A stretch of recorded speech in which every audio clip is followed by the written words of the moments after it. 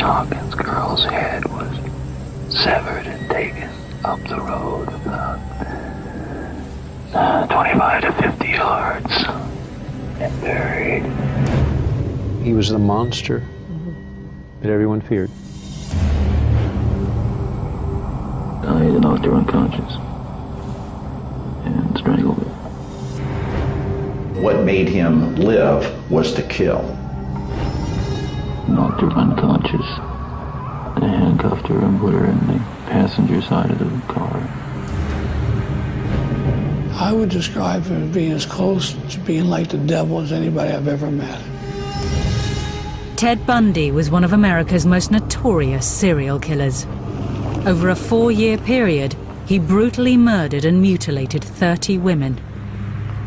I don't think anybody doubts that I've done some bad things. The question is what, of course, and how, and maybe even most importantly, why.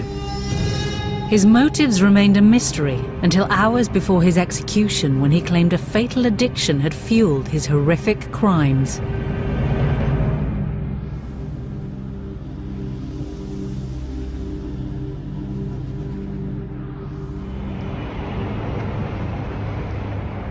On January the 23rd, 1989, at Florida State Prison, journalists were being shut out of one of the biggest death row stories of the decade.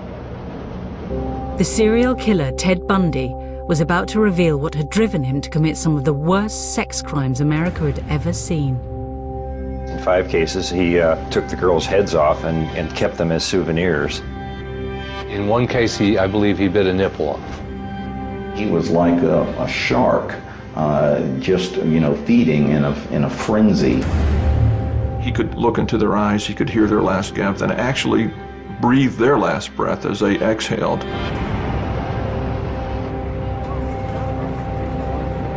As journalists competed to get Bundy's final interview, he surprised everybody by agreeing to talk to one man only, Dr. James Dobson, a Christian evangelist who flew in especially for the interview. You really feel that hardcore pornography and the doorway to it, softcore pornography, is doing untold damage to other people and causing other women to be abused and killed the way you did others. Listen, I'm no social scientist, and I haven't done a survey. I mean, I don't pretend that I know what John Q. Citizen thinks about this. But I've lived in prison for a long time now. And I've met a lot of men who were motivated to commit violence just like me. And without exception, every one of them was deeply involved in pornography, without question, without exception, deeply influenced and consumed by an addiction to pornography. As Dobson saw it, this interview contained a powerful message, one that was central to the Christian evangelical movement, and which fanned the flames of the debate about the role of hardcore pornography in violent sexual crimes. The interview was given to every broadcaster in America on one condition, that they play it unedited from start to finish. But had porn really been responsible for turning a seemingly all-American boy into a monster?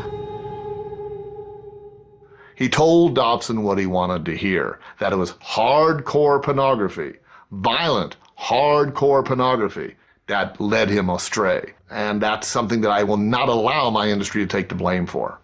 I knew what he said was true. Common sense tells you that that type of hardcore material is destructive for young people especially, and it breeds disrespect and violence against women.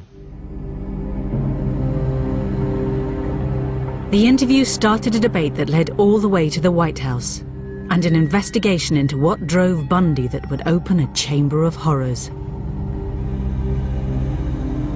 He wanted to possess them as if he would possess a Porsche or a potted plant. He was basically reconstructing who they physically were.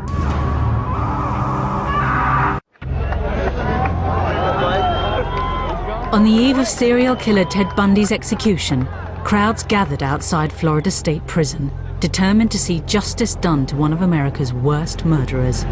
To comprehend all this, you have to go back a few years to try to understand Ted Bundy, what he did, and who he was. I think Ted Bundy in the United States probably is the standard by which other serial killers are judged. In a 4-year period, Bundy committed a series of vicious killings that horrified the public.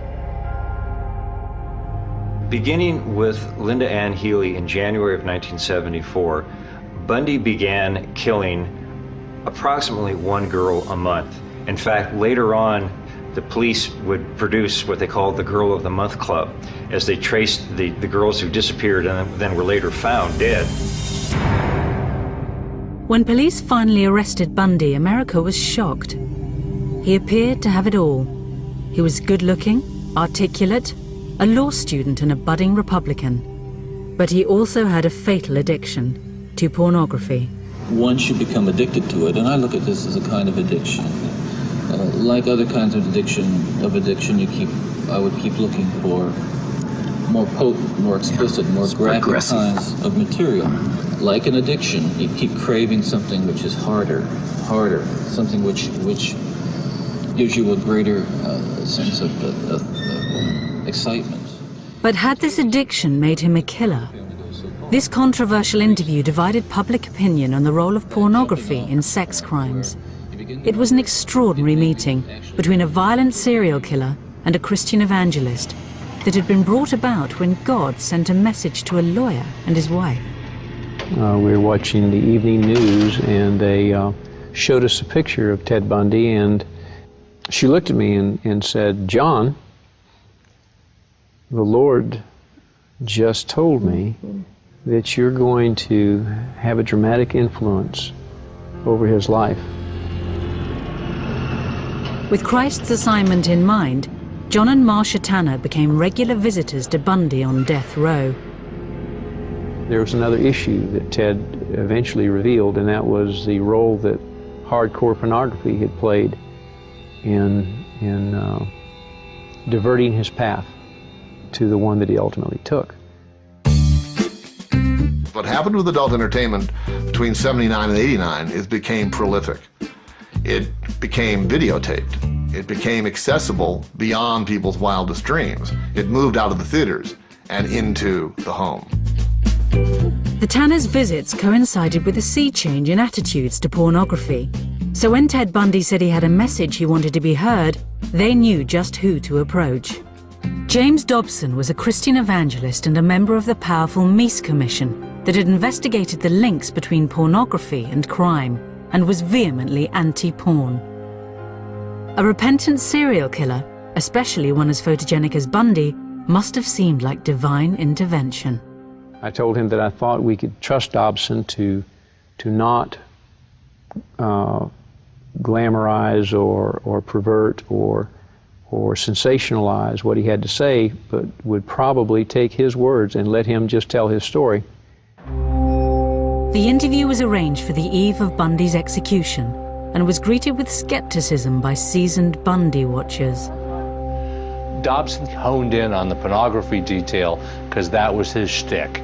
He was trying to have a war on pornography.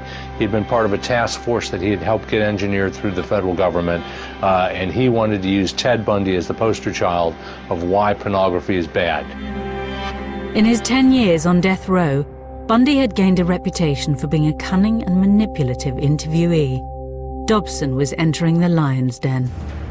With nothing to lose, this final taped interview seemed like the perfect opportunity to really find out what made Bundy the killer tick. First of all, you, as I understand it, were raised in what you consider to have been a healthy home. Absolutely. You were not physically abused, you were not sexually abused, you were not emotionally abused. No way. And that's part of the tragedy of this whole situation, is because I grew up in a wonderful home with two dedicated and loving parents and one of 5 brothers and sisters. In the clip, Ted talks about his childhood being loving and Christian, but at the time of his execution, a defense psychologist came up with a lot of material that suggested otherwise. It's hard to imagine the childhood Bundy described to Dobson producing a brutal serial killer. But he failed to mention something specific about his early years that others believe haunted him throughout his life. The question of Ted's illegitimacy has been sort of the topic A in all the efforts to try to figure out what was really going on inside his head. And I think it preoccupied him as well. What he'd neglected to mention was his birth in November 1946 in a home for unwed mothers in Burlington, Vermont. His mother, Louise Cowell, had gone there from Philadelphia to have Ted. She later told the story that Ted's father was a World War II veteran who had romanced her and compromised her and then abandoned her. In the course of our investigation, we interviewed a lot of people, including some of his family.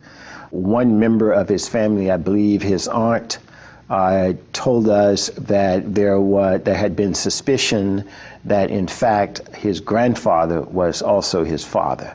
But you know, we were not able to prove that that was the case. To avoid the shame and stigma of illegitimacy, Bundy's mother passed him off as her baby brother. Later, she moved to Tacoma, Washington, where she met and married Ted's stepfather. How nuts would you be if you were pretending to be a brother when you know it's your mother? He told me that he discovered it by going through his parents' papers, and that he said it came as a bit of a revelation to him. Now, I spoke with a boy that was a very close friend of Ted's, and I asked him if he had ever discussed the illegitimacy question with him, and he said yes. And the sense this fellow had was that Ted was deeply angry about it, that he was very hurt by it and he was upset by it. And when he tried to sort of say, well, Ted, you know, Johnny loves you, you don't worry about this sort of thing, and he said, Ted's answer was, you're not the one who's illegitimate. The young Bundy also appeared to be acutely conscious of his family's lack of money. I remember him talking to me about how he was so mortified that his family drove these sensible, ugly Ramblers, the model of automobile, and that his family didn't have a lot of money, and how he was jealous and resentful of kids in school who had more things than he did. And it's a very early sign that Ted has this sort of narcissistic fixation on things and on possessions. And of course, possessions becomes a very key word later on in his life. As Bundy was growing up in the 50s, America was discovering sex.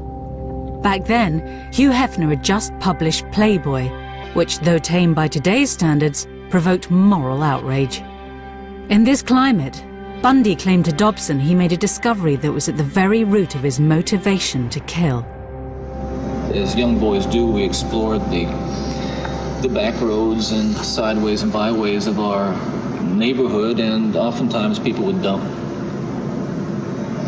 the garbage and whatever they were cleaning out of their house, and from time to time we'd come across pornographic books of a harder nature than more graphic, you might say, more explicit nature than we would encounter, let's say, in your local grocery store. And this also included such things as, let's say, detective magazines and more hard. Those that involve violence. Yes. Ted tells Reverend Dobson that when he was a young boy that he found pornography, as he called it, outside the house. It's things he saw in grocery stores and things he found rummaging through people's garbage, which he said was a little bit more hardcore than what was available in the grocery stores. Well, I grew up in exactly the same town as Ted and went into the same kinds of grocery stores that he went into, and there wasn't anything like that on the store's shelves in those days. Playboy had barely been invented. You know, at the time, I thought he was talking about, well, the magazine du jour, Playboy, and some others, but he told me the ones that he found most interesting and compelling were the detective magazines. With their lurid depictions of women in peril, it was violence, not sex, that became the real moral panic of the 50s. The EC comics were extremely graphic to a point that there was always some form of female terrorization. Erotic terror, I guess is what you would call it. It unlocked the zipper of an awful lot of minds, of children and eventually teenagers, until they were banned. Those magazines typically had bondage as the theme of their covers. It would be a woman with with handcuffs, or she'd be gagged or something like that, and she would be threatened, mortally threatened on the cover of this magazine, perhaps with some weapon or something. Bullets ripping through people, limbs being hacked off, blood splattering, but constant terror in the look of these beautiful women in lingerie. I'm willing to bet that they started to ignite what became a forest fire in Bundy's psyche. This, Ted Bundy told me, was the real pornography that motivated him. It was this demonic, as he classified it, demonic presence of a chemistry of sex and euphoria and control and murder. For Bundy, this was a cocktail with a lethal effect. It fueled your fantasies, didn't it? Well, in the beginning, it fuels this kind of thought process. Then, at a certain time, it's instrumental in what I would say crystallizing it, making it into something which is almost like a separate entity inside. When Ted talks on the tape about the entity inside him and how, his word is, pornography fueled this entity, he certainly never in our conversation said that what the entity was interested in was fueled by pornography. He said, I used the word entity in talking to people because I felt that that's what they wanted to hear, that they could accept that they would have extreme difficulty in me just saying, I decided to kill 3 weeks from now, and I've psychologically put it on my calendar, and it was going to happen. He thought that people had difficulty in comprehending that, so he said, I used the word entity or ulterior forces or something like that. It's not uncommon for other serial killers to do that. I've had the opportunity to interview many. The key issue here is that Ted was on this course to behave the way he behaved with or without pornography. Gradually, Bundy started turning his fantasies into a disturbing reality. One night, he gets drunk, and he's had quite a bit to drink, and he's walking down a street, and he sees a woman walk out of a bar, and not even thinking, he follows her. And he follows her to her house, and as she's trying to get in the door, he runs up behind her, and she screams, and he runs away. Again, he's out one night, prowling around. Again, he's had something to drink. Again, he sees a woman. This time, he grabs a stick and comes up behind her and hits her on the head. And then, again, shocked at what he's done, runs away. He gets into peeping, which is one way of getting what he wants, working on, building his fantasies. Peeping in the window, masturbating, peeping in the window, masturbating, and then one day he just jumped over the line and went nuts. On January the 4th, 1974, Bundy crossed the line. 18-year-old Joni Lenz was attacked in her bed. She was found barely breathing, covered in blood, and with a metal bed frame rammed into her vagina. Incredibly, she survived. Others would not be so lucky. By July 1974, the whereabouts of 6 missing girls around the Northwest remained a mystery. Bundy had become a calculating killer. Each time I'd harm someone, each time I'd kill someone, there'd be an enormous amount, especially at first, enormous amount of horror, guilt, remorse afterwards. But then that impulse to do it again would come back even stronger. Now, believe me, the unique thing about how this worked, Dr. Dobson, is that I still felt in my regular life the full range of guilt and remorse about other things, regret and... but you had this compartmentalized... This compartmentalized, very well-focused, very sharply focused area where it was like a black hole. It was like a, like a crack, and everything that fell into that crack just disappeared. I mean, he shocked me at times because he could be so remote from the crimes that he committed. He had so depersonalized these victims. He started laughing at one point when he was talking about Roberta Parks. He just started laughing about her. we learned of the importance and capability of these killers being able to compartmentalize things so that they can carry out normal lives otherwise, where they're not going to be suspicious. And when anybody finds out that they are a suspect, they're totally shocked that they've got this capability to do that. Ted did not have any guilt. He did not have any remorse. He did not have a conscience. And so when he talks about being, 99% normal and 1% abnormal, it's an ugly joke. He was 100% abnormal. Bundy's seemingly normal life continued.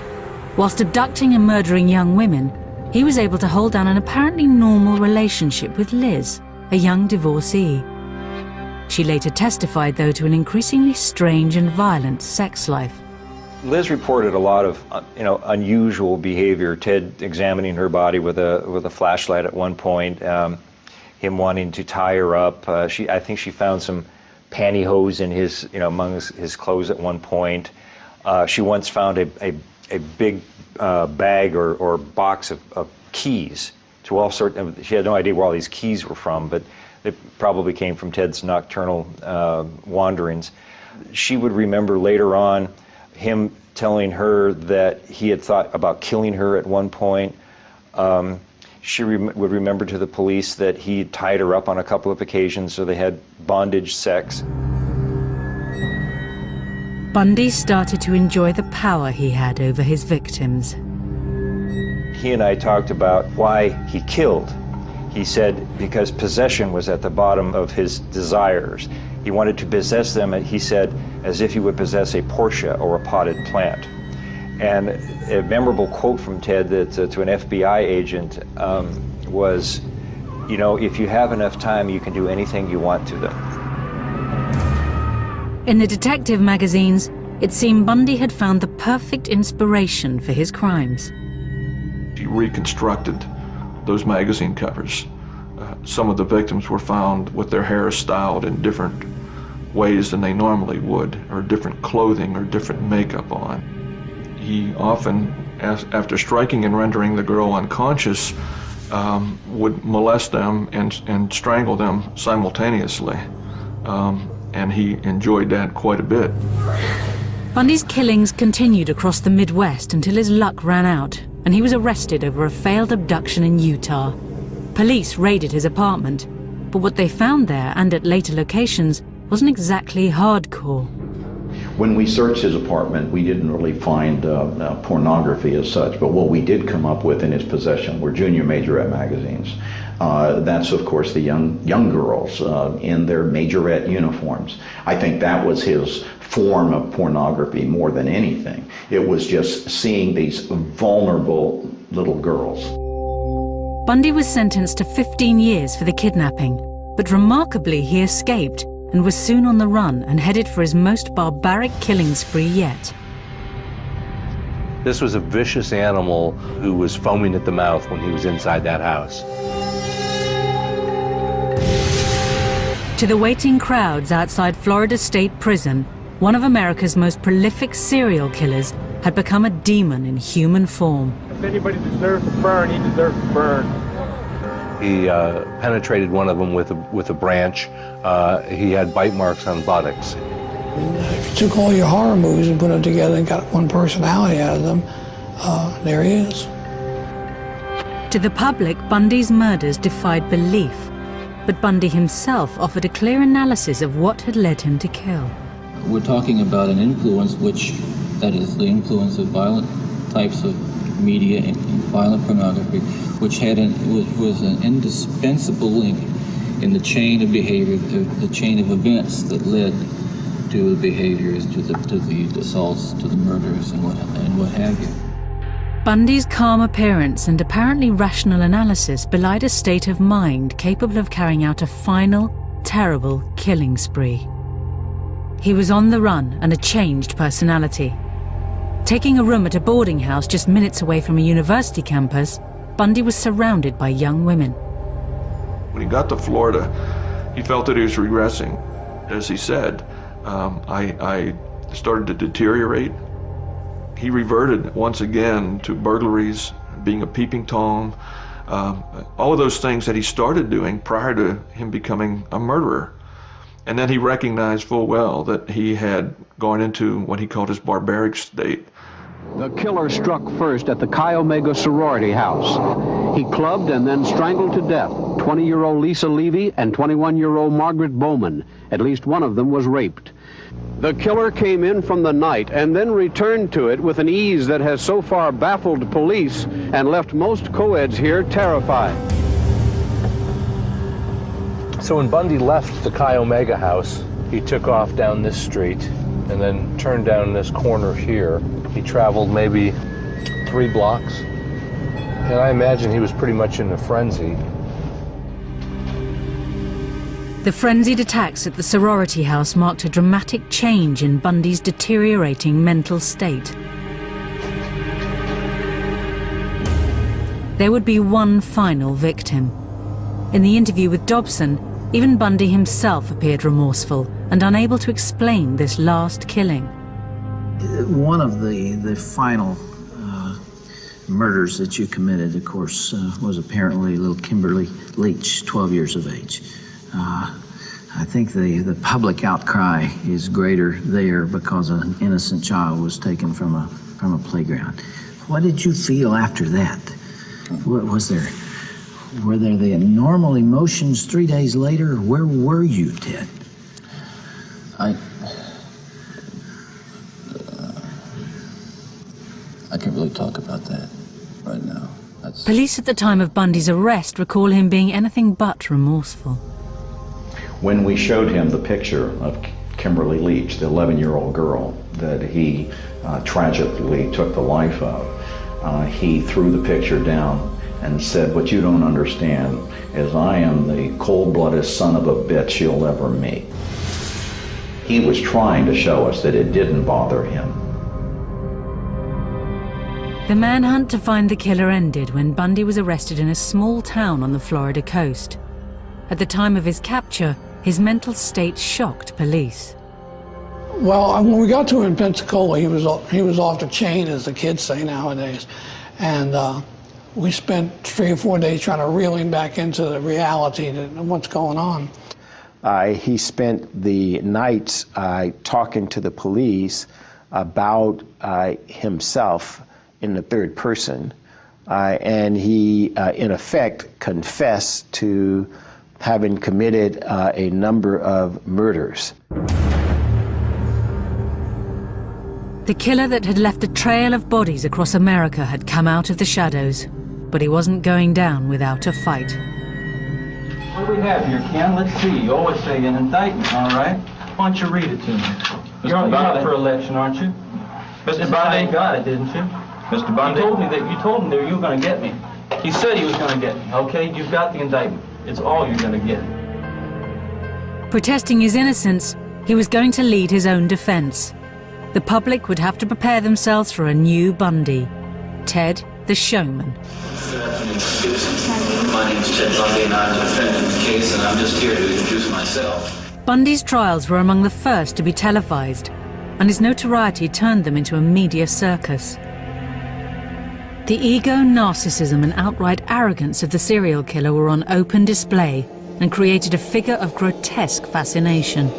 I think the people in Florida, both the public and the prosecutors in the case, and the judges probably also, were fascinated by the enormity of what they thought he had done, and the fact that he could have been the person next door. Somebody described him as kind of a lot of common people's ideal of kind of person they would like their daughter to marry, and so I think that there's something frightening about the prospect that this all-American looking guy could be a serial killer. Bundy became a cult figure. Women flocked to his trial. Every time he turns around, I kind of get that feeling, no, gonna get me next. But yet you're fascinated by him. Very, very. Every night when I go to bed, I just, I get very scared. I shut my door and lock him, Try to imagine yourself in his place to see how he's feeling, looking at the pillows, the bloodstains and everything, if he really did it or not. Why do you do it? I don't know. Robin Lloyd, Channel 4 News. Ted had his gallery of women nearly every day in court, and they would send him messages. They would try to get his attention. They would try to catch his eye. And then later when he was on death row, he got tons of mail from them. They would send him nude pictures of themselves, erotic stories, their fantasies of being with him. It's a very bizarre syndrome, and I frankly at a loss to explain it. You're going to represent yourself, or you're going to get another attorney? I'm staying with the man I know best right now, and that's me. His ego led him to believe that there wasn't a brighter attorney out there, even though he had never finished law school. The extraordinary part about the Bundy trial was the extent of his participation in it. Bundy appeared every inch the lawyer, cross-examining witnesses, analysing blood samples, even questioning forensic evidence of bite marks taken from a victim's bottom. Our contention all along, Your Honor, has been that they have taken my teeth and twisted them every which way but loose to fit. He swaggered across the courtroom and he does all the gestures, puts his hands down, and I mean, he watched enough courtroom and enough Perry Mason on television that he absolutely looked and sounded the part of a lawyer. And it was just amazing to believe that this was the guy that was accused of all these brutal crimes. Good morning, officer. Good morning. Just as he had separated his murders from his everyday life, in court, Bundy separated the serial killer from the lawyer, though the jurors felt differently. He was apparently thinking he was coming across as a lawyer, and they were seeing him in a much different light. He never really appreciated the weight of the accusations that he carried with him and the effect that that had on ordinary people.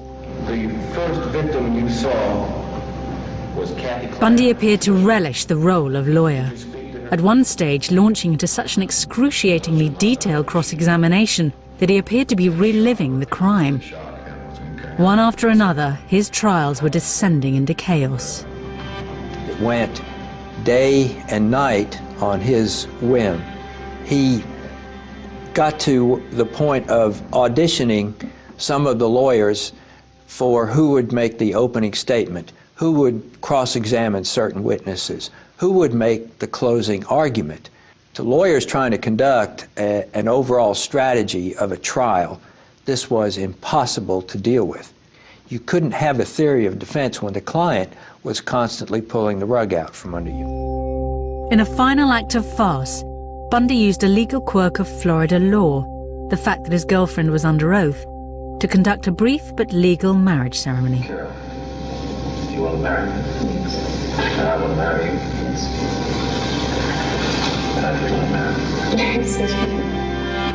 Here again is the difference in Ted as a defendant who doesn't see the significance of what he's doing to the jury, and Ted, the supposed lawyer in the case. I guess to Ted, it felt or made it seem that he was humanizing himself. But it looked like a trick. To me, it looked like a trick. Maybe he didn't care how it would look to a jury. Wedding or no wedding, the jury was in no doubt. Therefore, it is the sentence of this court as to count one of the indictment that you, Theodore Robert Bundy, be adjudicated guilty of murder in the first degree, and that you be sentenced to death for the murder of Kimberly Diane Beach. In the 10 years that Bundy spent on death row, books and films vied to explain what had motivated the seductive serial killer. Well, Ted Bundy was a gruesome celebrity in this country, and especially in Florida because of the murders he committed here. And at the time, he probably could easily have been called and was considered the most hated man in America. As his appeals ran out, a demonized Bundy began thinking about how he would be remembered. You know, I make no bones about it. I am looking for an opportunity to tell the story as best I can in a way that makes sense to me and the way that'll help not just you or the families, but that's very important, but also to help my own family. You see, I saw the look in my stepson's eyes yesterday, and to see the look in his eyes confirmed my worst fears. See, he said, "Could you?" He was just absolutely astounded. He couldn't understand. He was writing me questions, just furiously writing questions. I could see that that he was, how really bewildered he was, and I need to give him a chance to know, and others a chance to know what was really going on, what it was really like for me. He wanted to create a legacy for himself that was something other than murder. He wanted people to see that there was another side of him, and that this other Ted had done things that were socially valuable and that were redemptive in some way. The interview with James Dobson gave Bundy a unique opportunity to offer himself up as a stark warning to society, framing his crimes against the backdrop of a young boy fatally corrupted by pornography. Those of us who have been so much influenced by violence in the media, in particular pornographic violence, are not some kinds of inherent monsters. We are your sons and we are your husbands. And we grew up in regular families. And pornography can reach out and snatch a kid out of any house today. It snatched me out of my home 20, 30 years ago.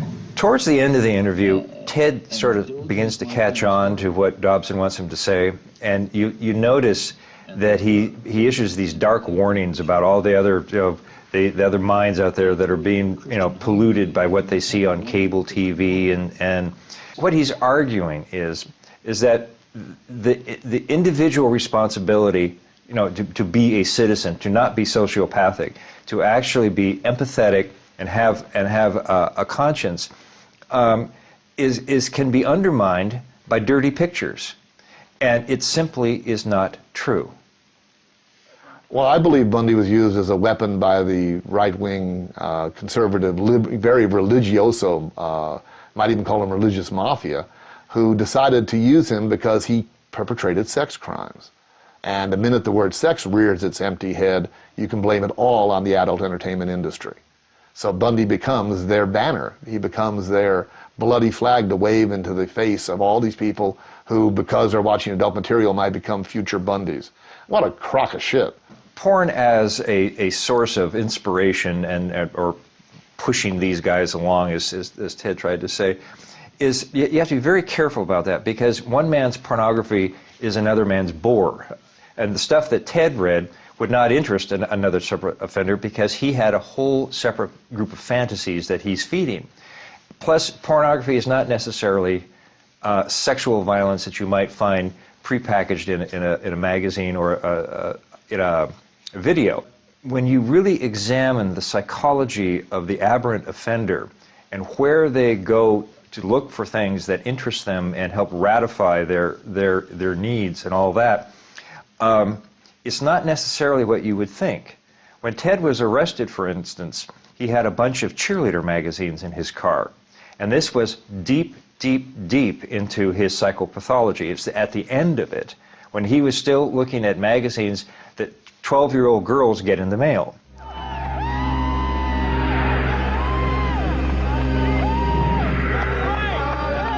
Guilty and awaiting execution, the true scale of Bundy's atrocities became apparent.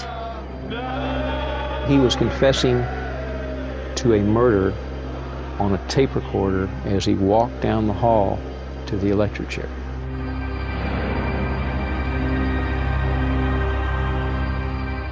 He learned that his appeal had been turned down about midnight. I understand he received a call from his attorney, Paulie Nelson.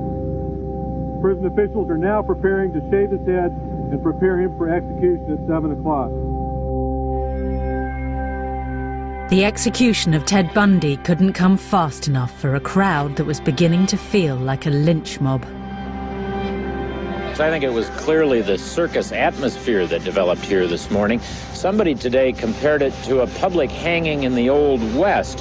Hundreds of people, maybe thousands, showed up, almost boiling over with glee that Ted Bundy was finally going to be executed. Bundy's final interview was headline news, and Dobson eagerly fed it to the waiting media. He wanted to make a statement to the world about pornography, both softcore pornography and hardcore pornography. There was a great deal of remorse. He wept several times while talking to me. He did say to Bundy's life had ended with an extraordinary meeting of two separate agendas, and it was impossible to tell who was using who. That last night, before he died, we shared communion.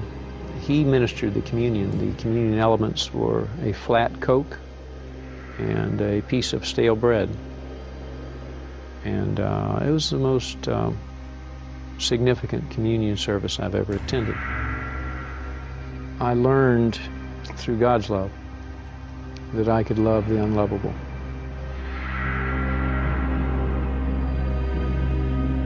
Bundy was suspected of having killed 30 women, but by the time police and FBI finished questioning him, that figure was closer to 100.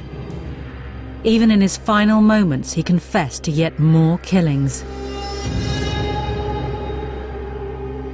He was confessing to a murder on a tape recorder as he walked down the hall to the electric chair. I knocked her unconscious and strangled her and drug her into 10 yards into the small grove of trees that was there. Somewhere around 6:20 or 6:30, the lights in the prison went off, and that's the sign when they switched to the generator. At some point, they brought Ted in, and he was being supported by the guards. Sort of walked in. And his knees just buckled. I mean, the guards had to hold him up. And then he sort of got his composure back a little bit right after that, and he sat down. They then began to prepare him for the execution, strapping him in. And he looked at everybody in the room, one by one, went through everybody's eyes, trying to see who he knew or who he remembered. And the only person he smiled at was the prosecutor, and it was kind of, hi. And then they put the headgear on, put the mask over his face, and executed him. And you see the body tense up like that, and then it sort of loosens up. And then after a little while, it'll tense up again when they hit him with the second jolt of electricity. There is a smell of burning flesh in the room, and just a light wisp of smoke from the leg, as I recall. He's gone! He's gone! He's gone! Yeah! He's gone!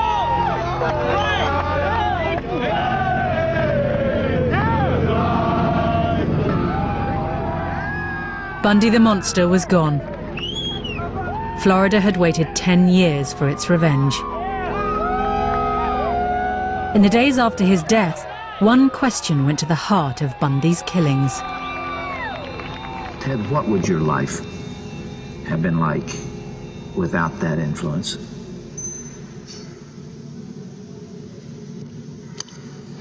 You can only speculate. Yeah. Well, I know it would have been far better, not just for me, and excuse me for being so self-centered here. It would have been a lot better for me and lots of other people. I know that. Lots of other innocent people, victims and families. It would have been a lot better. There's no question, but it would have been a fuller life. Certainly a life that would not have involved, I'm absolutely certain, would not have involved this kind of violence that I have committed. He starts out by saying, pornography didn't make me do it. But by the end of the interview, he's basically agreeing with Dobson. Dobson is kind of prompting him all the way through it. I mean, Ted is fairly honest early on. He says, I'm not going to, it's my responsibility. I take full responsibility for everything that I've done. And, pornography was part of it, but it didn't make me do it. But by the end of the interview, there's sort of a cheering section for the anti-pornography forces, and with that, that if it weren't, in fact, Ted does specifically say that if pornography had not come into his life, he would not have become a killer at the end of the interview. And that simply is not true. And Ted knows or knew that that was not true, but he was willing to say it to please the Rev. The interview should have been an alarm bell for the country. It should have been a wake-up call for parents. It certainly motivated me. I launched into a vigorous anti-pornography campaign as the state attorney and lost my next election because of it. I think Ted had a lot of things going on in that interview. He wanted somehow to look a little bit better in everybody's eyes. He was probably talking to his mom. He was probably, he was so careful saying, my mother loved me and she protected me and all this sort of thing. It was Bundy trying to put his spin on his career. I asked him about pornography a couple times, and for some people it's a disease, humiliation, control kind of disease. Other people it's just fun. But I asked him about it, and he said, why would I need pornography when I have the real thing? And then from what he's done during some of his alleged murders, he did have the real thing. I've heard some people say he obviously had some brain damage as a young child. Others will say it's an inherited bad gene. Others would say it was a psychological scars from his youth. Others would say he read pornography. And I discussed these things with him, and his feeling was all of these factors may have entered into my life somehow without me even knowing it. However, I planned the crimes. I understood what I was doing, and regardless of what label anyone might choose to pin on me, I'm responsible. I'm not proud of it. I wish it didn't happen, but it was my decision.